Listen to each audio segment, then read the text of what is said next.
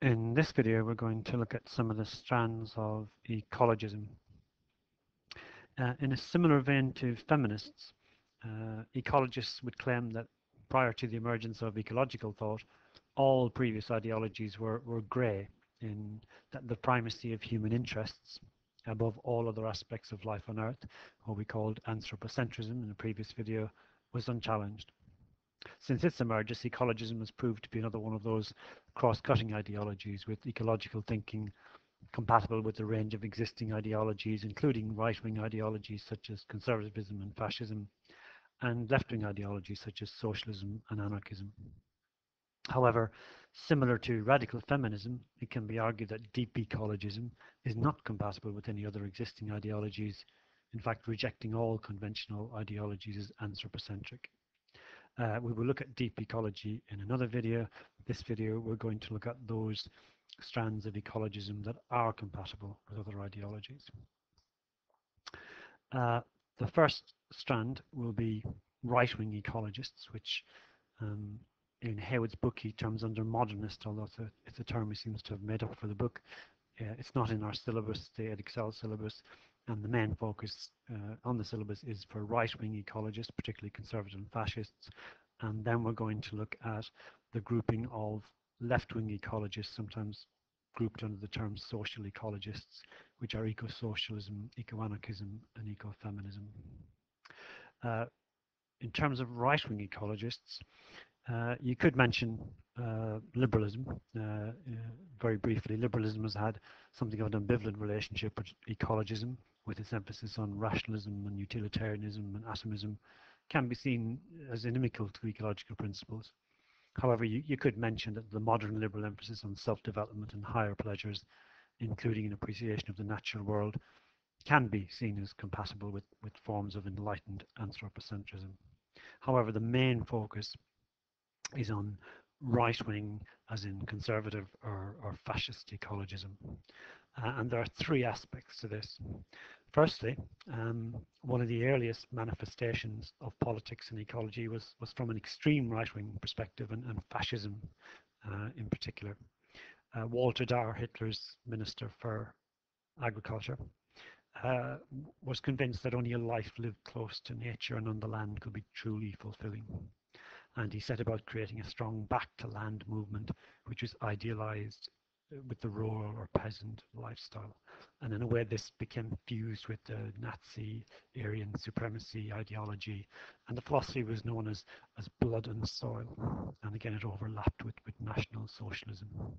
Dahr himself was a strong advocate of organic farming, and Hitler, of course, is probably history's most famous vegetarian. The second aspect of right-wing ecologism is on the soft or Tory or traditional right. Conservatives, the traditional landowners, have demonstrated a romantic attachment to a rural way of life, linked to a defense of traditional rural values as opposed to industrialization and urbanization. And you can see this currently manifests itself in the form of conservation, the protection of national heritage, woodlands, forests, houses, and arguably the Countryside Alliance as well. The third aspect of right-wing or conservative ecologism is on the economic right, the neoliberal right, with some advocating green capitalism with market-based incentives for individuals and companies to promote changes in behavior, such as carbon trading or green taxes. This also ties in with the idea of consumer sovereignty, with ecologically aware consumers forcing firms to produce environmentally sound goods. There's also the argument of the self-interest of capitalism, that it needs to respond to more ecologically aware consumers by producing new goods and technology, if only to ensure the long-term profitability as much to promote sustainable development. So they are the three aspects to conservative or right-wing ideology: fascism, soft or traditional right, and the modern neoliberal or economic right who advocate green capitalism. The next group we're going to look at are again broadly grouped under the term social or left-wing ecologisms.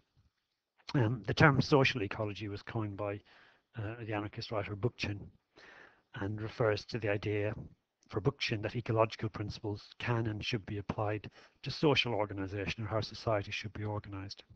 From Bookchin's anarchist perspective, as we'll see, an anarchist or particularly an anarcho-collectivist community, small, decentralised, self-sufficient, self-regulating with a natural balance and harmony, is thought of like an ecosystem. However, the term social ecology can be used more broadly to refer to a range of ideas that each recognise that the destruction of the environment is dictated by or linked to existing social structures, such as in the case of eco-anarchism, the existence of hierarchy and authority, in the case of eco-socialism, the existence of capitalism, and in the case of eco-feminists, the existence of patriarchy. For these social ecologists, to protect the environment, they all advocate radical social change, but different types of radical social change. The first social or left-wing ecologists we look at are eco-socialists. And the core theme of eco-socialism, unsurprisingly, is that capitalism is the enemy of the environment, with both humans and the natural world exploited by industrialization, which in turn is merely a consequence of capitalism's relentless search for profit. Capitalism has merely commodified nature or humans' resources the same way as it commodified humans' labor. And eco-socialists argue that socialism is naturally ecological, that if wealth was owned in common, it would be used in the interests of all, including the long-term interests of a common humanity. As with all these social ecologies, there are tensions within them. And within eco-socialism, the tensions are between those eco-socialists who advocate red priorities and those who advocate green priorities.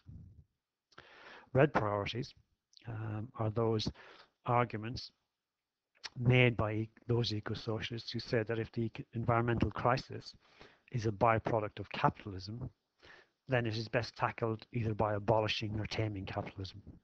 Therefore, ecologists should not form separate green parties, or people on the left should not join separate green parties, but work within the larger socialist movement to address the real issue, which is the economic system. And therefore, they should aim to abolish or reform the system. However, there are some socialists who would question this. They would argue that socialism, if you think of the experience of the Soviet Union, was no less pro-production or industrialist or destructive of the environment as capitalism has been. And they would argue that the green crisis, the environmental crisis, is so important that must take precedence over the class struggle. And eco-socialists such as Barrow in '84 would certainly argue this. The second social or left-wing ecological strand is that of eco-anarchism. And anarchism is perhaps the ideology with the closest affinity to ecologism.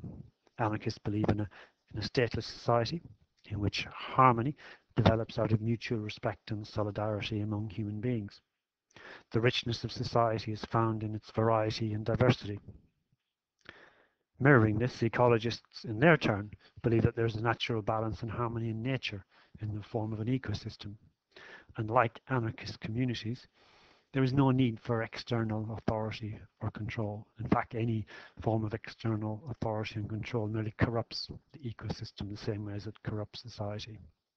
So anarchist rejection of government within human society is similar to the ecologist challenge to human rule in the natural world. As we mentioned before, Bookchin proposed the idea of social ecology, the belief that ecological principles should be applied to social organization. He argued there is a clear correlation between the ideas of anarchism and the principles of ecology. For Bookchin, an anarchist community was just like an ecosystem, both distinguished by respect for the principles of diversity, balance, and harmony. Anarchists also advocate small, decentralized societies, particularly anarcho-collectivists, producing their own food and a wide range of services, very similar to the pastoral socialism of Morris. These communities would be dependent on the natural environment, which would automatically, according to anarchists, generate a sympathy and understanding of the organic relationships in ecology. In Bookchin's phrase, these kind of societies decentralized, small-scale, self-sufficient, would lead to a more intelligent and loving use of the environment. The tensions within eco-anarchism are those perhaps obvious ones that while anarchists advocate the overthrow of government and all forms of political authority, many ecologists see government as an agency through which collective action can be organized to protect the environment. Some see it as the only agency with enough power, indeed, to protect the environment, and therefore see the government as the most likely means of governmental action, or supranational governmental action as the most likely means in which the environmental crisis can be addressed. This, of course, however, completely flies in the face of the anarchist rejection of government and authority and of any form of conventional organization and political structures. So the tensions between those who would use government as a means or process by which to protect the environment and those who would continue to reject any form of government or authority. The third and final social ecological strand or left-wing strand is that of ecofeminism. And the basic theme of ecofeminists is that ecological destruction is a consequence of patriarchy, with ecological destruction and gender inequality part of the same process. Indeed, the term rape is also used to describe environmental degradation. According to ecofeminists, nature is not under threat from humankind, but from men. The sexual division of labour inclines men to subordinate both women and nature, seeing themselves as masters of both. And this male-dominated culture, self-striving, competitive, hierarchical, intellect is ranked above intuition and materialism over spirituality, and scientific mechanical relationships over holistical ones. It is patriarchy that has thus led to the supremacy of male culture over nature, and the overthrow of patriarchy would bring a new relationship between humankind and the natural world. Ecofeminists would argue that there is an intrinsic link between women and nature, not just that women bear children and suckle babies, but it's a concept which stretches back to pre-Christian times, which we mentioned in the core themes and resurrected by Lovelock in his Gaia thesis. Modern ecofeminists are close to the difference strand of feminism, which we looked at in feminism, stressing the biological basis, distinctiveness of women's closeness to nature. The fact that nature operates in and through women make the idea of exploiting or subduing nature abhorrent to women. As such, traditional male values such as cooperation or female values such as cooperation and nurturing have a soft ideological character. In summary then, the strands of ecologism that are compatible with other ideologies. You have the very, very light greens, the conservative or right-wing ecologists, which are essentially reformist, the reform of enlightened anthropocentrism. They would set limits to growth. Deep ecologists would say it's merely a weak form of sustainability, but there is a sense of looking out for future generations. But their core goal is reformist. They seek to reconcile or balance ecological concerns with the current sort of capitalist system or capitalist modernity. And then you have the sort of deeper greens, but not exactly deep ecologists, but these are the strands compatible with other ideologies, but they're not reformers. They're revolutionary in the sense they advocate radical social change. You have the eco-socialists, eco-anarchism, eco-feminists, and they all argue that environmental degradation is due to existing social structures, although their analysis is different. For eco-socialists, it's the existence of capitalism, eco-anarchism, the existence of authority and hierarchy, particularly the form of the state, and for eco-feminists, the existence of patriarchy. So all three would advocate radical social change in which to address environmental concerns. However, there's another space over here, which we will look at of deep ecologists, which is the strand that rejects all existing ideologies as being all tainted by anthropocentrism, and would argue that ecologism only begins where this anthropocentrism ends.